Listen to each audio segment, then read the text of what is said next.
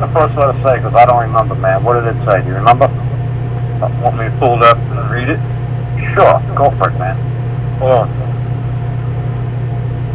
Yeah, because we wrote 2 letters, and what's going on with this, what I'm telling this man to do is, the first letter I'm saying sent to the attorney. The next letter sent to the attorney, and send the first letter to the prosecutor on the other side, to the court clerk, and to the magistrate. Always be 1 letter behind. I'm not sending them at the same exact time. I'm sending the first letter. Okay, so I haven't sent those yet, but I wanted to talk to you about it before I did. It says, the name of the attorney, greeting, on or about July 3rd, 2013, I, the defendant, made a wish to possess, maintain, and requested the immediate placement of an article known as a home monitor ankle bracelet to be bound to my person. Stop right there. Stop right there. Stop right there. Just do 1 sentence at a time, okay? Sure. See, this is what took, I'm talking to everybody, not just you, Greg. This is what took Greg the hardest time to understand, is that I said, Greg, you wish for that ankle bracelet to be upon your property, upon your person, not them. You placed the order. You wanted to maintain control and maintain the ankle shackle. They did not do anything to you. This magical, mystical they doesn't exist. It's all you. You wish this upon you. So when you folks listen back to this call, say, what did Greg say? Greg said on June of 2013, I wish to have this ankle bracelet put upon my property, upon my person, upon my body. Yeah, he did.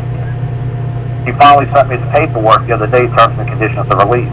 As the defendant, he acted in behalf of the defendant, and he signed in behalf of the defendant. The defendant has it on its person. So he is also, now he's like enjoined with the defendant. So he's making sure the defendant is wearing it on the ankle. There's a plural person going on here, man, because you is plural. Anybody, every single person. If you got a freaking computer, stop right freaking now. Google the word you. Go to Wikipedia, go wiki, you, quote unquote, wiki, and you'll see it says it's plural. There's 2 yous going on in the court. It's the defendant and the plaintiff in which the judge has control over, and then there's you as the man, because you're holding the liability for the acts of the defendant. You're the bondsman. You're holding all liability. Sure. So go ahead, read the second line. So first line is pretty clear. Greg is saying that he wished for his person to have this damn ankle bracelet shackle on him. Okay, go ahead, read line number 2. Because there's only 4 lines, I think. I remember it now. There's 5, but I didn't get to finish the first one. You cut me off. Okay. That's all right. Go ahead, read it. When it says, when the article known as the home monitor ankle bracelet to be bound to my person in concurrence with the go-between agents of the United States of America. Yeah, what he's saying is that he agreed to have this ankle bracelet on his body, and he worked he worked with the agents for the plaintiff known as the United States of America. So he's working hand in hand. He's like, you know what, I got no problem. You know what, at that time I thought it was a great idea to get the hell out of jail to work with these people. Okay, so that's line number 1. Go ahead, read line number 2. Upon said date, I believe that it would be a benefit to I and my person if I were to claim a vested interest and or of ownership and or stewardship of said article. There you go. There you go. Thank you. Okay, now read line number 3. At this present date, August 19, 2013, I claim to maintain constructive possession of said article. Okay, now, can you tell these people, because I told you to Google it, what does constructive mean? It means I own it because it's on me, and it's on me, and it's actually a hindrance, but it's a constructive because I allowed it to happen. Yeah, because a constructive trespass means what? Now you look at it as a constructive trespass. What's a constructive trespass? Let me get that out to the people. What's a constructive trespass? You invite somebody in and then you don't want them there no more. There you go. Nice and they don't. That's the way. That's it. There you go. See, that's what I like people to hear. So when I say that now, I claim that this article is now a constructive trespass upon my property, or against, my is in the four brackets, it's in the corner. It's on my property. Now it's a constructive trespass. Now, I might have invited him. Yes, that's true. Yes, but I thought at 5 o'clock in the afternoon he was going to go to hell home. I never knew that for the next 2 months this clown would be hanging around my ankle. I thought to get out of jail, that was a great thing to do. Holy crap, 2 months later I still got this stupid thing around my ankle. I still got this ball and chain around me. This is ridiculous. So go ahead and read the next line. They're nice and short. I, at this date, 16th August 2013, in hindsight, believe I erred back on July 3rd, for I believe I was in a state of disequilibrium, incapacitation to have made such a wish for the go-betweeners to bind my person with said article. Well, there you go. I think that's pretty self-explanatory. You want to say it simple for the folks there, Greg? What does that mean? Pretty much means that, you get the hell beat out of you, you get thrown in a freezer, you get starved to death, and put in with a bunch of hardcore criminals who've never been around that in your life, and then you get dragged into a courtroom. Okay, I was just going to go with I was pretty fucked up at the time. Okay, but that works. All right, so go ahead. What's the next line? Is that the last line? I got one more, right? I know they have to remove it. Two more. Says, today, I wish for the immediate removal of said article from my property, and I, from this date after, whomever he, she, saith, said article is to remain about thy person, will be a casual agent of trespass to property and will be liable for monetary compensation for damage. Okay, do you think I explained it to you easy enough in nice simple terms? What did I mean by that?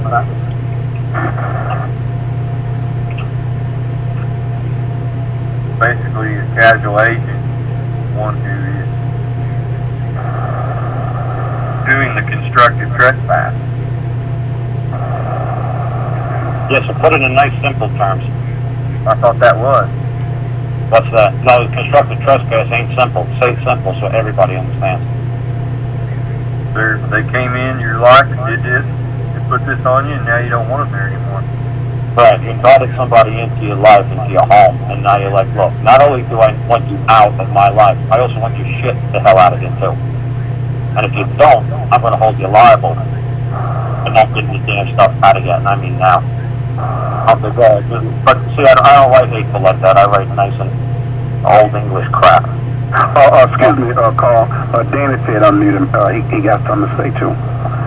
Okay, let Greg finish up the sentence, man. Let him finish up the letter, because he only had one more line. Okay, then. That was it. That was it? That was it. I combined the last two together. Okay, that's fine, because like I said, man, I know it's pretty short and sweet. And like I said, what was fun is, like I said, the way I write is in present tense, and it's an old English style, and the cadence and the rhythm sounds nothing like anybody is used to hearing. But judges love it. Judges love that nonsense because they've studied the same nonsense I've studied, and they think it's funny as hell. They're like, oh boy, I haven't seen something like this since law school. This is so much fun. They actually get off on it. So, but what was funny is he got a phone call 2 days ago. I got a phone call 2 days after sending that letter. Oh, okay, that's swell. What was her response to that letter? Well, she said, basically, she said three things. I got your letter. She said they're not going to pay attention to it. And she said they aren't going to take it off. And what did she say about writing an answer back to you? Well, I got to get to the. we got to talk about the letter I sent her to get that. What did she say that she doesn't going to answer any of those questions? Well, yeah, I sent her back a letter reiterating what she had said to me on the phone, and I asked her to put all that in writing. And she immediately responded. Okay. Sorry about that. That's right. We sent her a second letter. Okay, that makes sense.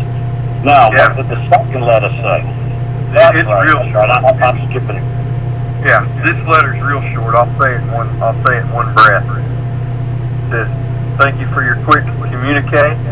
By the written words of following, I wish to have answered. I believe that I heard you say the following: I got your letter. True or not true? Number 2, they aren't going to pay attention to it. True or not true? 3, they aren't going to take it off, referring to the ankle bracelet, home monitor. True or not true?" Then down below I wrote, "Who is this they? Do you mean?" And then I listed the names of the people involved. I require names, employee number, ID number, badge number, addresses of the man or woman that ordered this and refuses to remove his or her property from my person. End of story. And I sent that, and I got a call from her immediately the next day, and she was real anxious at this point. The anxiety level was through the roof, and she said, "I got your letter. I'm not going to answer it. I'm not going to put any of this in writing. I'm not going to work this way. You need to get to my office immediately. We've got a lot to talk about." That's where it's at. I got to get these copies of these letters, CC to the other people, and that's what I was going to talk to Karl about, because what I'm saying is that the letter that I wrote, the one that says, "Thank you for the phone call regarding the situation between the United States of America and I." Did you send that one out? We haven't gotten to that yet.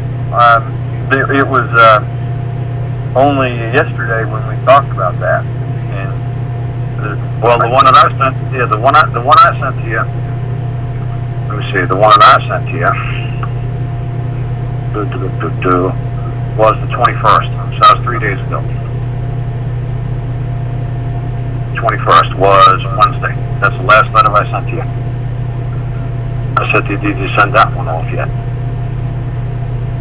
Oh, yeah.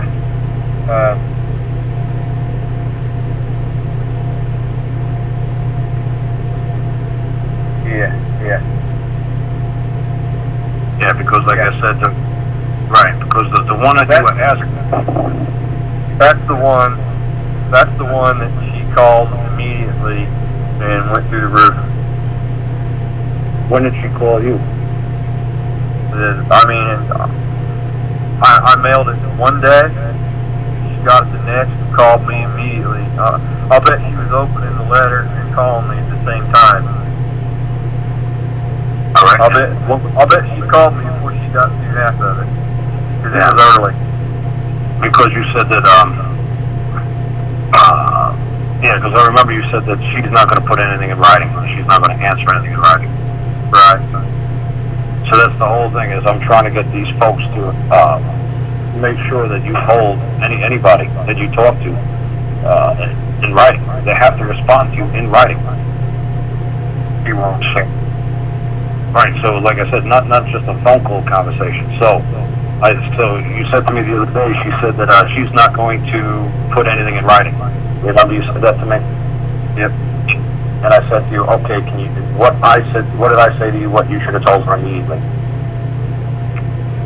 That if you're not going to help me protect my rights, just tell the court you're not going to help me protect my rights.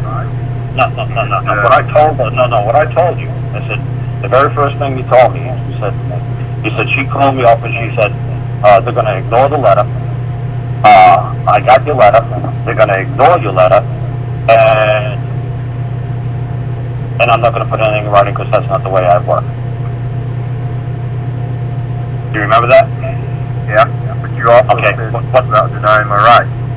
And no, but what I said to you was, because you only said the three things to me first. First you said, I got the letter. The next thing you said is, they're gonna ignore this. And then I don't put anything in writing, and that's not the way I work. So, what I said to you, I said, what you should supposed to have said to that attorney immediately is saying, good, I need you to put it in writing, that you don't put anything in writing, and I need you to sign it and send it to me that you don't do anything in writing. You remember? Right. That's the only thing I wanted to see. That's the only letter I wanted to see come back from her, is that I don't do anything in writing. That's not the way I work. I don't put anything in writing. Now tell her to put that in writing and sign it and send it to you.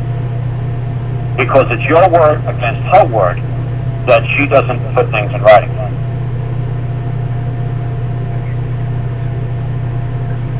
You see what I'm saying? That's why I try to say to people, make things short and sweet. Make a simple letter. Say, are you gonna send it? Well, I was basically saying when I sent that letter, when we wrote that letter, saying whoever's who's keeping this property on my property, I'm gonna require you to remove your property now.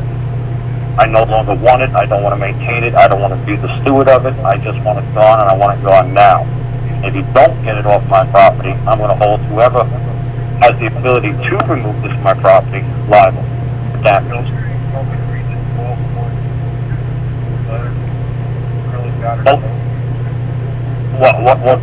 What you okay, read whatever the one that, is this the one I sent you? Yeah. Okay, go ahead and read the one that really pissed her off. Phone call regarding which these phone calls are assigned to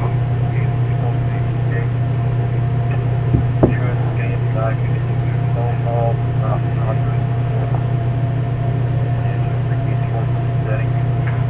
Yeah, talk closer to the microphone, man. I communicated. There you go. That sounds good. Now, Stephanie, read it, man, because the first three sentences sound terrible. Okay. Thank you for your phone call regarding the situation between the United States of America and I. Phone calls are at times a useful form of communication. You do understand, as I do, that phone calls are not proper decorum within a courtroom setting. I communicated with you in the written form to secure and protect my rights. I now require you to preserve and create a record by pressing our phone call conversation on paper.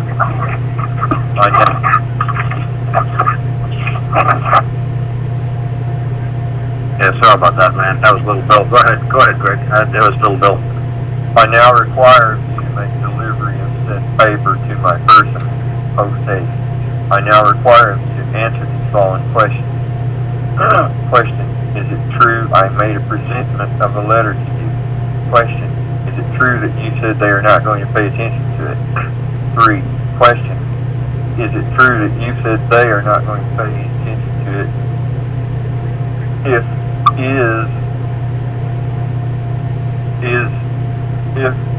I don't understand this. Okay, I'll do question number 3, because you're not emphasizing what I emphasized on the written word. That's why it's easier for people to read what I write than hear the inflection if you're doing it wrong.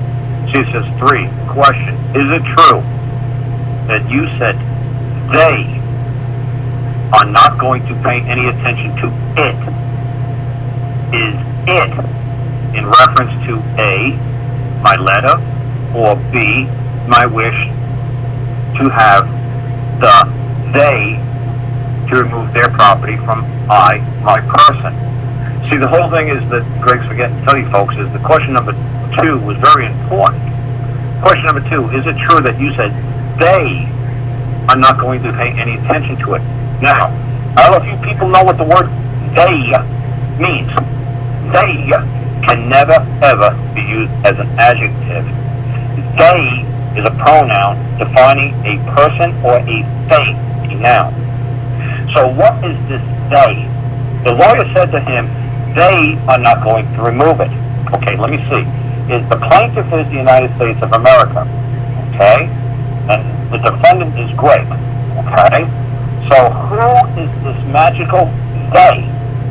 Is this they, the plaintiff, the United States of America? Are you telling me they Who is this they who's accusing me of doing wrong? Is it the United States of America? I have the right, under habeas corpus, to have the right to cross-examine my accuser. So is this they the United States of America? I need to know. Can you please just define for me this they that is making a claim that I and my person are doing something wrong to they? Who is this they? Is it a the they? Or is it a this they? Because it's the United States? Or is it this United States? Or is it this guy over here? Or that guy over there? Who is this? Who is this they? Who is this magical they? I already explained to you folks months ago what the word you means and what the word I means. Now there's a nice new fun word. What is this they? His attorney says they will not remove it. They who? They, the U.S. Marshal Service? They, the magistrate, the guys in a black robe? They, the court reporter? They, the federal prosecutor? They who? Who is this magical they? The IRS? Who is they who will not do what I order them to do or require them to do or wish them to do? Who is this they? Can you please tell me who this they is? That's the big thing.